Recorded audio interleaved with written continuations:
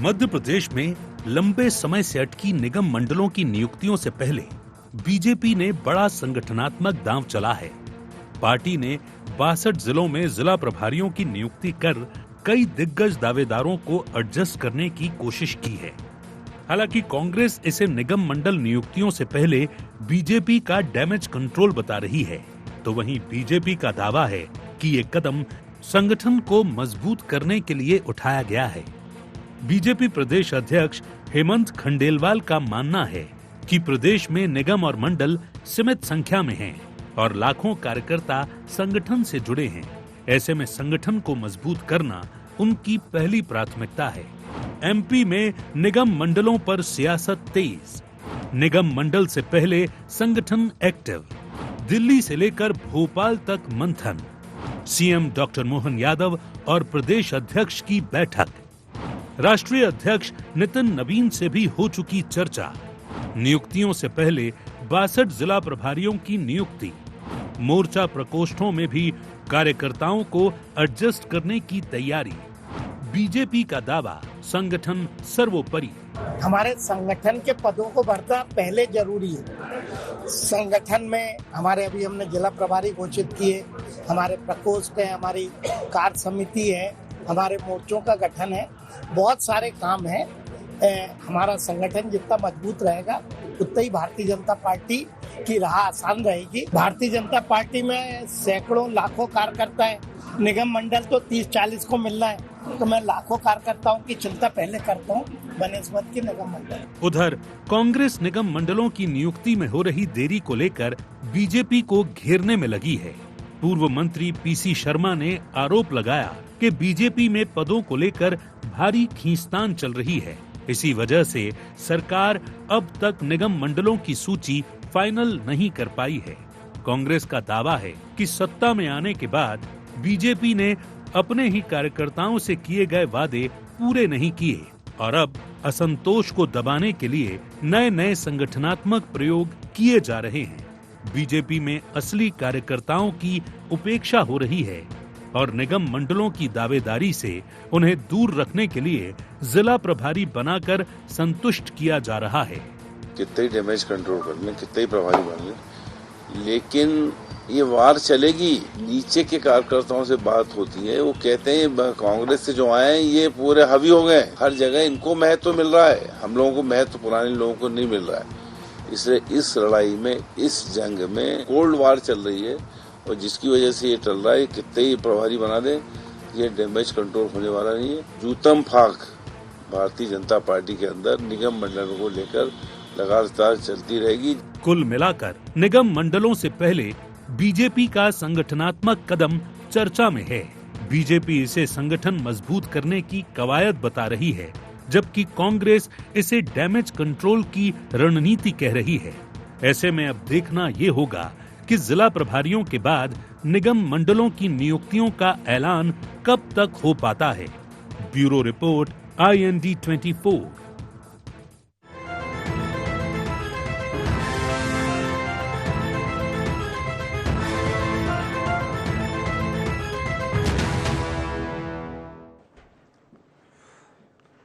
नमस्कार, IND एजेंडे में आपका बहुत बहुत स्वागत है। मैं हूं योगीराज योगेश। एजेंडे में आज चर्चा करेंगे सियासत की शतरंज। दरअसल भारतीय जनता पार्टी में अब निगम मंडलों में नियुक्तियों की कवायद शुरू हो गई है और कुछ पॉजिटिव वेव्स दिल्ली से भी आ रही हैं। बहुत जल्द जो लंबे समय से कार्यकर्ता निगम मंडलों में नियुक्ति का इंतज़ार कर रहे हैं, उनके इंतज़ार की घड़ियाँ अब समाप्त होने वाली हैं और मेल मुलाकात का सिलसिला चल रहा है। मुख्यमंत्री मोहन यादव की प्रदेश अध्यक्ष जी के साथ बातचीत हो गई, दिल्ली भी मिले आए, दिल्ली से भी हरी झंडी मिल गई। बहुत जल्द ये सुनने को मिलेगा कि निगम मंडलों की नियुक्तियां होने जा रही हैं। किसका भाग्य चमकेगा, किसको निराशा लगेगी, ये तो आने वाले दिनों में तय होगा, आने वाले दिनों में पता पड़ेगा। लेकिन ये एक अच्छी बात है कि चूँकि बहुत लंबे समय से पार्टी के कार्यकर्ता, पार्टी के पदाधिकारी इस बात का इंतज़ार करते हैं कि उनको निगम मंडलों में या वो जो बहुत सारी समितियां होती हैं उसमें एडजस्ट किया जाए। कार्यकर्ताओं का ये भी कहना रहता है कि आप देखिए, अब सरकार को गठित हुए 2 साल हो गए, सरकार को बने 2 साल हो गए, लेकिन कार्यकर्ताओं की कोई सुध ही नहीं ले रहा। पिछले बार तो ये हुआ था कि पूरा का पूरा कार्यकाल ही समाप्त हो गया था और कई समितियों के हजारों से ज़्यादा पद खाली पड़े थे। कार्यकर्ताओं का यह असंतोष, कार्यकर्ताओं का ये रोष पार्टी संगठन को, पार्टी के बड़े नेताओं को परेशान करता है। और कार्यकर्ताओं में भी एक भाव रहता है कि यदि हम पार्टी के लिए काम कर रहे हैं तो यदि पद मिल जाए तो उनका उत्साह और ऊर्जा दोगुना हो जाती है। तो निश्चित तौर पर ये तो होना इसको ये चाहिए कि सरकार के गठन के साथ ही 2-4-6 महीने में इन सब की नियुक्तियाँ हो जाए, लेकिन संगठन के पदाधिकारी और पार्टी के बड़े नेता इस कवायद से बचते हैं। उनके मन में शायद ये भावना रहती है कि जैसे ही पार्टी कार्यकर्ताओं को पद मिला या निगम मंडलों में नियुक्ति हुई तो उनके ऊपर फिर वो निगम मंडलों के अध्यक्ष वाला एक रुतबा दिखाई देने लगता है। कई बार निगम मंडलों के अध्यक्ष, पदाधिकारी अपने आचरण से, अपने व्यवहार से पार्टी की मुसीबत में डाल देते हैं। तो इसलिए बड़े नेता शायद बहुत जल्दी इन पर नियुक्तियों से बचते हैं और पार्टी कार्यकर्ताओं को ये लॉलीपॉप दिया जाता है कि आज नियुक्तियाँ हो रही हैं, कल नियुक्तियाँ हो रही हैं, होने ही वाली हैं, संगठन आलाकमान की चर्चा हो चुकी है। इस तरीके की कवायद लगातार चलती रहती है। हालांकि बीजेपी में हाल ही में ज़िला प्रभारी नियुक्ति किए गए 62 ज़िलों में पार्टी के वरिष्ठ नेताओं को जिम्मेदारी दी गई। इनमें विधायक हैं, सांसद हैं, कई पूर्व सांसद हैं, अलग अलग ज़िलों की उनको जिम्मा दिया गया है। हालांकि जिम्मेदारी को लेकर भी कुछ सवाल उठ रहे हैं। इसके अलावा अभी सबसे बड़ा सवाल तो यही है कि पार्टी संगठन में हितानंद शर्मा की जिस तरह से विदाई हुई है वो भी एक सवालों के घेरे में है। बहरहाल निगम मंडलों में नियुक्तियों की तैयारियां जोरों पर है और इन नियुक्तियों को लेकर कांग्रेस सवाल उठा रही है। कांग्रेस तो ये कह रही है कि पार्टी में ये जो जिलाध्यक्षों को जो नियुक्त किया गया है, ये निगम मंडलों में नियुक्तियों की पहले की कवायदें असंतुष्टों को संतुष्ट करने की कोशिश है। और पीसी शर्मा तो ये तक कह बैठे कि जूतम पैजार की नौबत है भाजपा में। अब ये तो देखने वाली बात होगी कि किसके यहाँ क्या चल रहा है, क्योंकि कांग्रेस में भी सब कुछ ठीक ठाक नहीं चल रहा। तो आज चर्चा इसी पर करेंगे। चर्चा शुरू करने से पहले आइए डाल लेते हैं आज के एजेंडा पॉइंट्स पर एक नज़र। बीजेपी के जिला प्रभारियों की नियुक्ति के क्या है मायने? बीजेपी क्यों बता रही इसे संगठन का सशक्तिकरण? निगम मंडल में नियुक्तियों की देरी की क्या है वजह? कांग्रेस क्यों बता रही इसे डैमेज कंट्रोल की रणनीति? तो ये थे एजेंडा पॉइंट्स और डिबेट ओपन करूं उसके पहले सभी मेहमानों से आपका परिचय करा दूं। आज हमारे साथ हैं बीजेपी की तरफ से अजय धवले जी। अजय जी, प्रोग्राम में आपका बहुत बहुत स्वागत है। कांग्रेस के प्रवक्ता रवि वर्मा जी हमारे साथ हैं। रवि जी, प्रोग्राम में आपका भी बहुत बहुत स्वागत। और वरिष्ठ पत्रकार कन्हैया लोधी जी हमारे साथ हैं। कन्हैया जी, प्रोग्राम में आपका भी स्वागत है। सवाल शुरुआत अजय जी आपसे, क्योंकि लंबे जो इंतज़ार का वक्त है अब वो समाप्त होने वाला है। कुछ सौंधी सौंधी खुशबू आ रही है दिल्ली से, कुछ वेव्स पॉजिटिव मिल रही हैं कि बहुत जल्दी निगम मंडलों में कार्यकर्ताओं की नियुक्तियाँ होगी और कुछ नए चेहरे आएंगे, कुछ पुराने चेहरों को शायद किसी दूसरी जगह एडजस्ट किया जाएगा। बहरहाल इस पूरी कवायद को लेकर आपकी टिप्पणी, कब ये हो रहा है, कितनी जल्दी हो पाएगा, ये समाचार हमें कब मिलेगा? भारतीय जनता पार्टी जैसे एक समर्पित कार्यकर्ताओं के दल से कार्यकर्ताओं की निश्चित रूप से अपेक्षा होती है कि जब भी इस प्रकार की नियुक्तियों का समय आएगा तो उन सारे कार्यकर्ताओं को उनकी परिश्रम का, उन्होंने जो संगठन के लिए प्राण लगाया है उसका आकलन करके वो दायित्व उन्हें दिए जाएंगे। और निश्चित तौर पे अपेक्षा भी ऐसे ही दल से होगी जहां पे कार्यकर्ताओं का सम्मान हो। आज हम देख रहे हैं कि देश में आदरणीय प्रधानमंत्री श्री नरेंद्र मोदी जी एक सामान्य कार्यकर्ता से देश के प्रधानमंत्री बने। हमारे राष्ट्रीय अध्यक्ष जी की भी बात कर लीजिए, सामान्य कार्यकर्ता उस स्तर पे पहुंचा है। उसी प्रकार मध्य प्रदेश के भी परिप्रेक्ष्य में बात करें तो यहाँ सामान्य कार्यकर्ताओं को ही नेतृत्व करने का अवसर मिलता है। तो निश्चित रूप से अपेक्षाएं हमारे कार्यकर्ताओं की लाजमी है। उन अपेक्षाओं को पूरा करने का काम हमारा संगठन जैसे करता है। आदरणीय प्रदेश अध्यक्ष श्री अमित खंडेलवाल जी का एक वक्तव्य है जो मुझे लगता है निश्चित रूप से IND 24 ने भी चलाया। उन्होंने कहा था कि हमारा सारा एक्सरसाइज कंप्लीट हो चुका है और कलेक्टिव लीडरशिप का ये जो डिसीजन है, निश्चित तौर पे आने वाले समय में इसको हम धरातल पर उतारेंगे।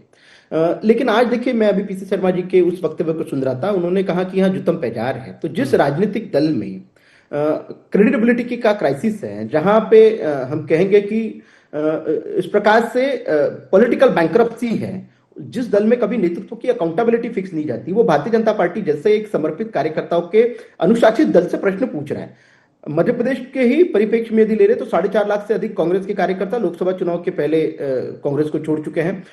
यदि पॉलिटिकल स्तर पे देखें, संगठन के स्तर पे देखें, तो कांग्रेस के मध्य प्रदेश में 3 वर्षों में लगभग 4 प्रभारी प्रदेश के बदले गए। संगठन सृजन के अभियान में किस प्रकार से जिलाध्यक्ष की नियुक्ति हुई, किस प्रकार से डिफेंडर वाला विषय चला, मंडल अध्यक्षों की नियुक्ति के बाद किस प्रकार से जिलाध्यक्षों ने इस्तीफे दिए, और हाल ही में मध्य प्रदेश कांग्रेस के जो मीडिया विभाग है उसमें टैलेंट हंट की जो सर्च कमेटी थी उसको 3-3 बार बदलना पड़ा, और उसी को दबाव स्वरूप मुकेश नायक जी का इस्तीफा किया। मैं कुछ उदाहरण आपके समक्ष रख रहा हूं। उसी तरफ आप देखेंगे कि भारतीय जनता पार्टी में कार्यकर्ताओं का अनुशासन कितना है, वो संगठन के प्रति समर्पित कितने हैं, कि निश्चित तौर पर संगठन जब चाहेगा, नेतृत्व जब चाहेगा, ये सारी नियुक्तियां कर दी जाएगी और उसको अपना दायित्व मान के हमारे कार्यकर्ता उस कामों के लिए जुड़ भी जाएंगे। हाल ही में हमने देखा है कि मध्य प्रदेश में 62 जिलों में हमारे संगठन के प्रभारी, जिला प्रभारियों की नियुक्ति हुई है। काफी दिनों से वो विषय चल रहा था, जैसे कि आदरणीय प्रदेश अध्यक्ष जी कहा कि प्रदेश कार्य समितियां, हमारे मोर्चे, प्रकोष्ठों, इन सबकी कार्यकारिणियां और विस्तृत भारतीय जनता पार्टी के जो सारे समर्पित कार्यकर्ता है, उनको कहीं ना कहीं संगठन के स्ट्रेटेजिकली उनका प्लेसमेंट। तो यह भारतीय जनता पार्टी की रणनीति होती है। कलेक्टर लीडरशिप निर्णय लेती है और निर्णय को धरातल पर उतारने का काम हमारी राज्यों की इकाइयां करती है। आप हम सभी देखेंगे कि आने वाले समय में मध्य प्रदेश में सारी नियुक्तियां पूरी कर दी जाएगी। और एक दूसरा जो बड़ा पैमाना होता है कि पॉलिटिक्स में विनेबिलिटी बहुत महत्वपूर्ण होता है। किसी भी राजनीतिक दल का यदि आकलन करना है तो आप, हमारे समर्पित कार्यकर्ताओं का ये भाव था कि 2023 के विधानसभा चुनाव में 163-65 का वो बम्पर मैंडेट की बात कर लीजिए, या 2024 के लोकसभा चुनाव में 29-0 का वो बम्पर मैंडेट लिख लीजिए। इन्हीं सारे समर्पित कार्यकर्ताओं ने अपना प्राण लगाकर भारतीय जनता पार्टी के लिए परचम लहराया है। तो आप आशा रख सकते हैं कि भारतीय जनता पार्टी में किसी भी प्रकार का कोई ऊहापोह की स्थिति नहीं है। सारी की सारी नियुक्तियां एक निश्चित अंतराल के बाद में हो जाएगी और सारे हमारे समर्पित कार्यकर्ताओं को दायित्व दिया जाएगा। ये इस बात की आप आश्वस्त रहे। ठीक है, एक बार जरा मैं रवि जी को इन करता हूं, फिर आऊंगा अगले दौर में आपके पास। रवि वर्मा जी, अब नियुक्तियां तो बीजेपी में होने वाली हैं और ऑब्जेक्शन आपको हो रहा है। योगेश जी, दरअसल मसला ये है कि भारतीय जनता, मैं ही नहीं, पूरा मध्य प्रदेश इस बात को समझ भी रहा है कि भारतीय जनता पार्टी का यह कदम स्पष्ट तौर पे, एकदम साफ तौर पर यह साबित कर रहा है कि किस तरीके से भारतीय जनता पार्टी में असंतोष चरम पर है। क्योंकि निगम मंडलों से पहले जिला प्रभारियों की नियुक्ति, ये वैसा ही है कि हवाई जहाज में सफर करने का सपना दिखा के किसी को रोडवेज में बिठा दिया जाए।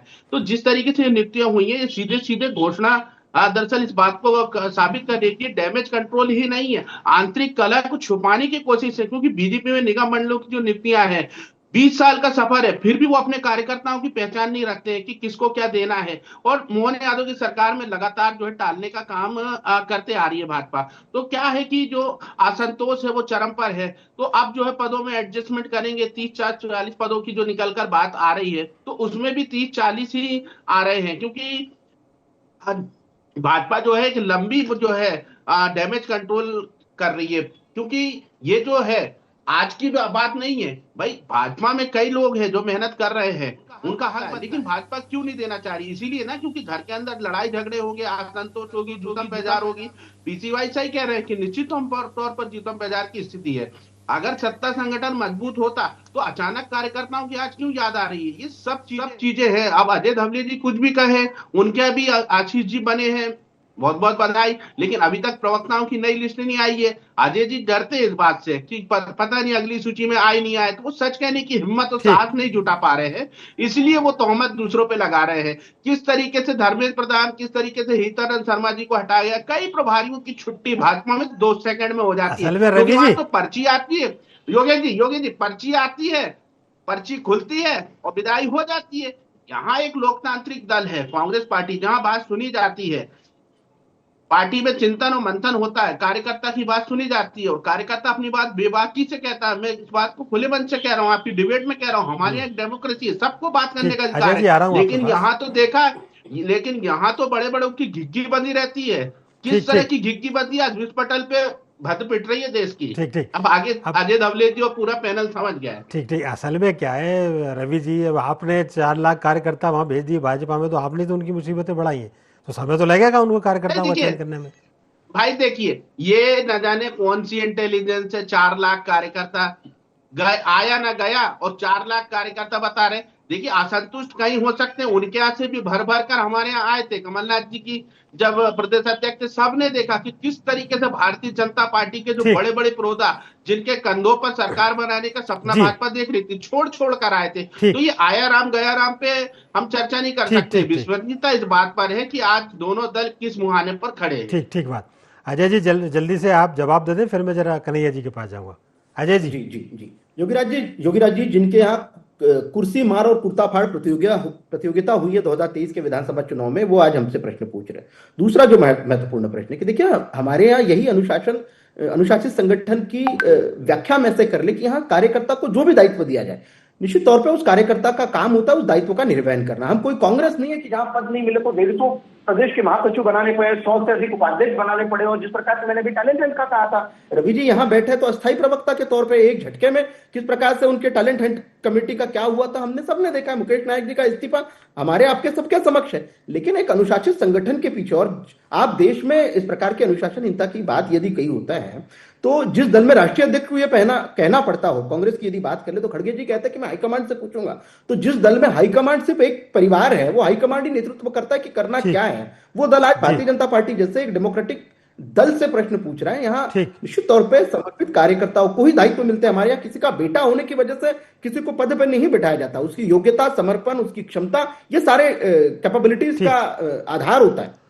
ठीक बात। रवि जी जल्दी से आपको कुछ कहना हो तो बोलिए, नहीं तो फिर मैं एक बार कन्हैया जी करता हूँ, फिर सेकंड दौर में फिर आऊंगा आपके पास। कुछ यदि अजय जी की इन धवलों पर आपको योगी जी इससे आश्चर्यजनक की बात कुछ नहीं हो सकती है। अगर वो नेता पुत्र सुन रहे होंगे तो अजय जी की बात पर हंस रहे होंगे, क्योंकि वो घर परिवार और वंशवाद की बात कर रहे हैं। उन्होंने जरा सी हिंट में ये कोशिश की है। अरे आकाश विजयवर्गीय किस घर परिवार से आते हैं? विश्वास सारंग, कृष्णा गौर, ये तमाम जो लोग हैं, पंकजा मुंडे, ये सब उसी विरासत का हिस्सा है। ये उसी घर परिवार से आते हैं। ये वंशवाद के असली उदाहरण है। और अजय जी अगर इस तरह की बात कर रहे हैं तो वो लोग हंस रहे होंगे कि हाँ हमारे साथी में राहुल गांधी कौन बात कर रहे हैं। तो परिवारवाद की बात नहीं करनी चाहिए। ठीक ठीक। अब अभी एक बार आपको दोनों को पर्याप्त मौका मिला पहले राउंड में। एक बार जब मैं कन्हैया जी को इन करता हूँ, फिर अगले दौर में फिर आपके पास आऊंगा।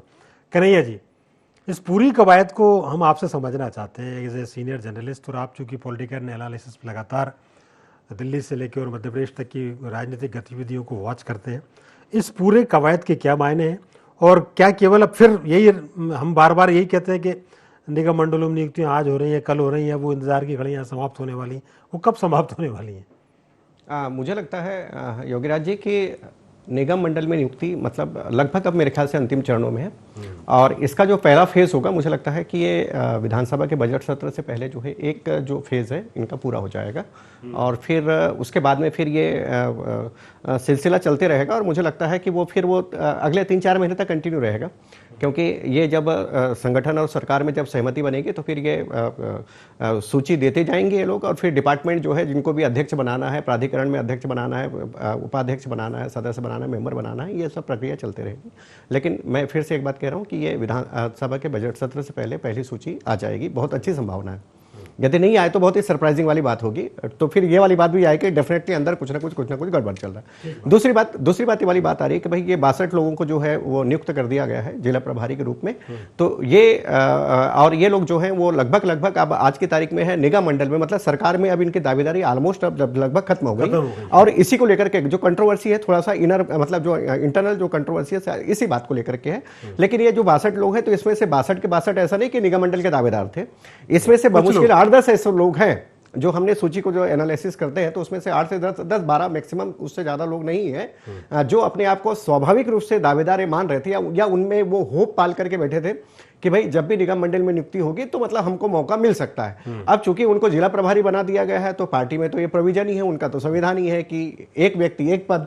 तो जाहिर सी बात है वो सरकार में आने के दायरे से बाहर हो गए हैं, और सरकार का कोई एक पार्ट बनने के दायरे से बाहर हो गए। तो जाहिर सी बात है आदमी जब राजनीति में आता है तो उम्मीद करता है कि यार संगठन में और पार्टी में तो काम लंबे समय से करते ही रहते हैं। यदि सरकार में यदि मौका मिले, उनको जरा रुतबा मिलता है, उनको अपना प्रभाव दिखाने को मिलता है अपने कार्यकर्ताओं के बीच में, अपने क्षेत्र में, अपने समाज में, तो उनका एक अलग ही प्रभाव रहता है, एक अलग यानी जो कांग्रेस आरोप लगा रही है वो ठीक है क्या कि साहब ये मुझे लगता है कि ये विरोध इस लेवल पे नहीं है, लेकिन ये आंशिक रूप से है कि स्वाभाविक रूप से यदि किसी व्यक्ति को यदि वो ये होप कर रहा है कि भैया निगम मंडल में अध्यक्ष बन जाऊं और उसको आपने जिला का प्रभारी बना दिया, तो जाहिर सी बात है यदि वो इस मानसिकता के साथ में यदि अभी वो बैठा हुआ है तो जाहिर सी बात है उसको तो तकलीफ होगी। अब वो ये और बात है क्योंकि भाजपा में क्या है कि अनुशासन का बहुत बड़ा चाबुक चलता है, कोई पब्लिक डोमेन में आकर के कोई ऐसा बोल दे व्यवहारिक रूप से तो वो तो उसकी राजनीति खत्म हो जाएगी। निगम मंडल तो छोड़ ही दीजिए, बहुत दूर की बात है, बिल्कुल, है ना, उसके लिए अगली बार जो है वो सदस्य बने रहना मुश्किल हो जाएगा। बिल्कुल ठीक बात। तो ये सब चीजें मर्यादा में है, बिल्कुल ठीक बात है। बीजेपी की कार्यप्रणाली एक अलग कार्यप्रणाली है, कांग्रेस का संगठन एक अलग मेथड पर काम करता है। अजय जी, एक दो सवाल आपसे ये जरूर है कि देखिए निश्चित तौर पर यह बड़ा क्रूशियल टाइम था, है अभी भी, कि निगम मंडलों में नियुक्ति करना, और उसके पहले संगठन का एक बड़ा विकेट आपने गिरा दिया, यतानंद शर्मा जी। देखिए, मुझे लगता है आप इस बात का किस प्रकार से आकलन करते हैं ये आप पे, लेकिन जो लोग भारतीय जनता पार्टी की कार्यप्रणाली को समझते हैं वो निश्चित तौर पे मानते हैं कि भारतीय जनता पार्टी में इस प्रकार से व्यक्ति दायित्व पे स्थायी नहीं होता। निश्चित रूप से अन्य अन्य कार्यकर्ता आते हैं, उनको वो दायित्व मिलता है, उसका वो निर्वहन करते हैं और अपनी अगली भूमिका की तरफ वो जाते हैं। तो ये इस प्रकार से यदि आप आकलन करेंगे, मैंने इसलिए कहा था कि हम कोई कांग्रेस नहीं, हम पार्टी में डिफरेंस है। हमारे यहाँ आज कोई इस पद पे है, कल और किसी पद पे रहेगा, परसों वो और किसी दायित्व कभी भी नहीं रहेगा, लेकिन वो एक समर्पित कार्यकर्ता के रूप में संगठन का काम करेगा। इंक्लूसिव ग्रोथ ऑफ कार्यकर्ता, प्रत्येक कार्यकर्ता का भाजपा इसीलिए जीवित संगठन है कि प्रत्येक कार्यकर्ता को अवसर दिए जाते हैं, उसकी योग्यता क्षमता अनुरूप और दायित्व दिए जाते हैं। एवरी वर्कर काउंट्स, हमारे यहाँ कहा जाता है कि प्रत्येक कार्यकर्ता की भूमिका महत्वपूर्ण है और उसी भूमिका की वजह से भारतीय जनता पार्टी मध्य प्रदेश में विगत 20 वर्षों से अजेय भी है। दूसरा है कार्यकर्ताओं के हार्डवर्क को इंसेंटिवाइज करने का काम है। जिस प्रकार से अभी जिला प्रभारियों की आप बात कर रहे थे, लेकिन आप देखेंगे उसमें कई युवा कार्यकर्ताओं को भी जिले के संगठन का प्रभारी बनाया गया, साथ ही अनुभव वाले कई ऐसे कार्यकर्ता है जो आज मध्य प्रदेश विधानसभा के माननीय सदस्य भी है, उनको भी जिलों का दायित्व दिया गया। तो महत्वपूर्ण सरकार से अधिक हमारे लिए संगठन बहुत महत्वपूर्ण हो जाता है कि निश्चित तौर पर हम मानते हैं कि संगठन यदि चुस्त दुरुस्त रहा, संगठन यदि समर्पित कार्यकर्ताओं का गढ़ रहा, तो निश्चित रूप से और कई सरकारें बनाएंगे, कई राज्यों में सरकारें बनाएंगे। क्या तो कहा ही जाता है साहब, हर कार्यकर्ता के लिए काम है और हर काम के लिए कार्यकर्ता, काम के लिए कार्यकर्ता। जरा रवि जी आपके अभी जो कुछ घटनाक्रम हुए, कल की बैठक का ही जिक्र कर ले। बड़ा जोर शोर से ये कहा गया था कि साहब हम संभागवार बैठ के ले रहे हैं, भोपाल संभाग की बैठक है और उज्जैन संभाग की बैठक है, तो उज्जैन की तो कैंसिल ही हो गई, आपकी हो ही नहीं पाई। भोपाल की भी जो बैठक हुई उसमें प्रभारी इतने लेट पहुंचे, जिनको 10:30 बजे पहुंचना था वो 1:30-2 बजे पहुंचे, और फिर आखिर में ये हुआ कि समय नहीं मिला चर्चा के लिए जो भी वो करना चाहते थे, और वो जो एक डिसीजन, एक ठोस जो डिसीजन आना चाहिए था वो नहीं आ पाया। तो ये ऐसा क्यों आपके यहाँ हो रहा है, और आपके यहाँ भी टैलेंट हंट के बारे में भी एक आध दो यदि टिप्पणी करें तो वो भी कीजिए आप।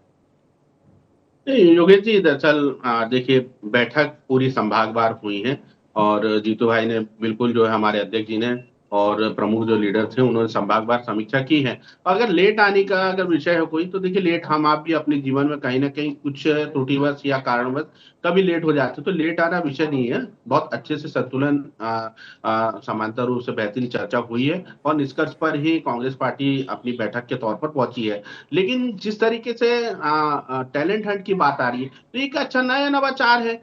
अगर इंटरव्यू होते हैं टैलेंट हंट के आधार पर, हम नए लोगों को भी समावेशी करते हैं और ऐसे जो योद्धा हैं जो लड़ सकते हैं इस हिटलरशाही सरकार से, या उनमें ऐसा टैलेंट है, तो ये तो एक अच्छी बात है ना कि साफ स्वच्छ प्रक्रिया के तहत भी लोग आएंगे। इसमें दो मत नहीं होना चाहिए। मैं तो कहता हूं कि जो है अभी हमारे भाई आशीष अग्रवाल जी को भी अपनी नई नियुक्ति करना है, वे भी प्रवक्ताओं की टैलेंट हंट बुला सकते हैं, वे भी नौजवानों को आज जो है लेकिन ऐसा नहीं कर पाएंगे, अवसर नहीं दे पाएंगे, क्योंकि उनकी पर्ची चलती है, पर्ची से बनते हैं लोग। पर्ची जिसकी आई वो बनेगा और पर्ची जिसकी नहीं आई वो अपने भाग्य को कोसेगा, जिस तरीके से अभी हुआ है प्रभारियों में। तो दूसरा जो विषय मैं कह रहा था, और कि जिस तरीके से हितानंद शर्मा जी को हटाया गया है, तो ये बड़ा ही आश्चर्यजनक है उनके कार्यकर्ताओं को जो वर्षों से मेहनत कर रहे हैं। क्योंकि योगी जी, मेरा मानना है कि बीजेपी में इस समय कार्यकर्ता ही नहीं, केवल सत्ता संतुलन की राजनीति चल रही है। पार्टी अपने समर्पित कार्यकर्ताओं को सम्मान दे ही नहीं पा रही है, और जो दल कार्यकर्ताओं को सम्मान नहीं दे पा रहा है वो मुझे लगता है कि मध्य प्रदेश के लोगों को, युवाओं को रोजगार या सुरक्षा नहीं दे पाएगा। ठीक बात। एक जरा बस बहुत जल्दी से, समय बहुत कम है, कन्हैया जी आपकी अंतिम प्रतिक्रिया दोनों दलों के बारे में कुछ एक एक लाइन आपको कहना हो। पहली बात तो ये कि कांग्रेस के बारे में यह है कि अनुशासन कांग्रेस की पुरानी समस्या है ना। ये जब से कांग्रेस है तब से अनुशासनहीनता वहाँ पार्टी कार्यकर्ताओं में, चाहे वो पदाधिकारी में हो, ये सब चीज़ें चलते रहती हैं। तो समय पे मतलब कार्यक्रम में पार्टिसिपेट नहीं करना, ये भी अपने आप में एक बहुत बड़ा अनुशासन है। आप बीजेपी की एक्चुअल में आप बीजेपी की किसी बैठक में देख लीजिए, आपको कुछ सीखना हो ना सीखना हो, बीजेपी की आइडियोलॉजी को आप अडॉप्ट करो ना करो, कम से कम अनुशासन को तो अडॉप्ट कर लीजिए। ठीक बात, ठीक। यदि आप उसको अडॉप्ट कर लोगे तो निसंदेह कांग्रेस को थोड़ा सा आगे रन करने में है, ठीक बात मदद मिलेगी। ये कम से कम इसको आप व्यवहारिक रूप से लीजिए। ठीक, बिल्कुल जितने मंच पे आपके पदाधिकारी बैठते हैं ना, उसके नीचे आपके कार्यकर्ता रहते हैं, वो पता चले वो उनकी संख्या कम होती है, सब मंच में बैठने वालों की संख्या ज्यादा होती है। सब सारे ये सब चीजें हैं, बहुत सारी चीजें, सारे संगठनों की अपनी एक कार्य प्रणाली है, जैसा कि नहीं, निश्चित तौर पर सारे संगठनों की अपनी एक कार्य प्रणाली है। बीजेपी का अपना संगठन है। रवि जैसा भी कह रहे थे कि उन्होंने भी टैलेंट हंट के जरिए कर रहे थे, ये नवाचार कहने का अर्थ है कि नवाचार सारे दलों में हो रहा है। बहरहाल वक्त अभी इतना था, इसी वार्ता को यही विराम देना पड़ेगा। रवि जी आपका, अजय जी आपका और कन्हैया जी आपका बहुत बहुत धन्यवाद, शुक्रिया। तो IND एजेंडा में फिलहाल इतना ही। आप हमारे साथ बने रहिए, जुड़े रहिए और देखते रहिए IND 24। नमस्कार।